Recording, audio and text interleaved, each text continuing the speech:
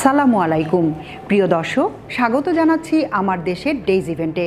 আপনাদের সাথে আছি আমি তাহমিনা তাসির। শুরুতেই শেখ রেহানা প্রসঙ্গ। শেখ রেহানা ও তার ৩ সন্তানের বিরুদ্ধে মামলা। তথ্য গোপন ও ক্ষমতার অপব্যবহারের মাধ্যমে ঢাকার পূর্বাচলে প্লট বরাদ্দ নেয়ার অভিযোগে শেখ রেহানা ও মেয়ে আজমিনা সিদ্দিক রূপন্তী এবং ছেলে রাদওয়ান মুজিব সিদ্দিক ববির বিরুদ্ধে পৃথক ৩টি মামলা করেছে দুর্নীতি দমন কমিশন। মামলাগুলোতে রেহানার আরেক মেয়ে ব্রিটিশ পার্লামেন্টের সদস্য টিউলিপ রিজওয়ানা সিদ্দিক এবং রেহানার বোন ক্ষমতাচ্যুত প্রধানমন্ত্রী শেখ হাসিনাকে আসামি করা হয়েছে। দুদকের প্রতিরোধ বিভাগের মহাপরিচালক আক্তার হোসেন আজ প্রেস ব্রিফিংয়ে সাংবাদিকদের এসব তথ্য জানান। সচিবালয়ের সামনের সড়ক অবরোধ জগন্নাথের শিক্ষার্থীদের। জগন্নাথ বিশ্ববিদ্যালয়ের দ্বিতীয় ক্যাম্পাসের কাজ সেনাবাহিনীর কাছে হস্তান্তর সহ ৩ দফা দাবিতে সচিবালয়ের সামনের সড়ক অবরোধ করেছেন শিক্ষার্থীরা। আজ বিকেল ৪টায় বিশ্ববিদ্যালয়ের মেইন গেট থেকে পদযাত্রা শুরু করেন তারা। অনশনকারী অসুস্থ শিক্ষার্থীরা রিকশায় এবং সাধারণ শিক্ষার্থীরা হেঁটে যাত্রা করেন। বিকেল 4:45টার দিকে সচিবালয়ের সামনের সড়ক অবরোধ করেন তারা। এর আগে ৩ দফা দাবিতে গণ অনশন করে আজ সকালে বিশ্ববিদ্যালয় কমপ্লিট শাটডাউন ঘোষণা করা হয়। ক্যাম্পাসের মেইন গেট, প্রশাসনিক ভবন ও বিভিন্ন অনুষদের ভবনে তালা ঝুলিয়ে দেন বিক্ষোভকারী শিক্ষার্থীরা। ৭৪ সুপার নিউমারারি এসপিকে পদায়ন ও বদলি।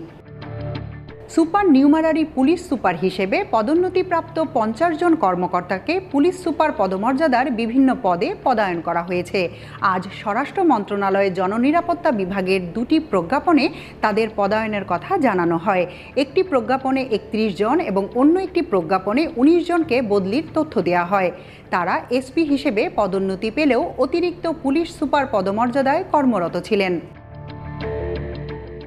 এবার আন্তর্জাতিক খবর।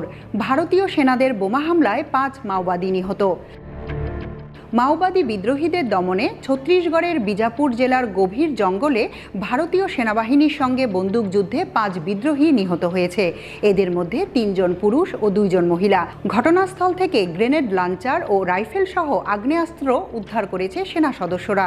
এ সময় বিদ্রোহীদের ছোড়া বোমার আঘাতে ২ পুলিশ সদস্য আহত হয়েছেন। রোববার একথা জানিয়েছেন ভারতীয় পুলিশ। এবার থাকছে বিপিএল এর খবর। টানা ৩ জয়ে উঠছে চট্টগ্রাম। ঢাকায় হার দিয়ে শুরু করেছিল চট্টগ্রাম কিংস।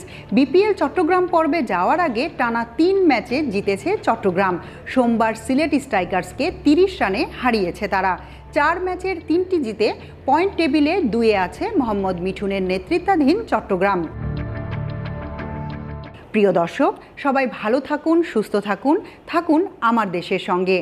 চ্যানেলটি ভালো লাগলে সাবস্ক্রাইব করুন, লাইক, শেয়ার ও ফলো করুন আমাদের ফেসবুক পেজ। আল্লাহ হাফেজ।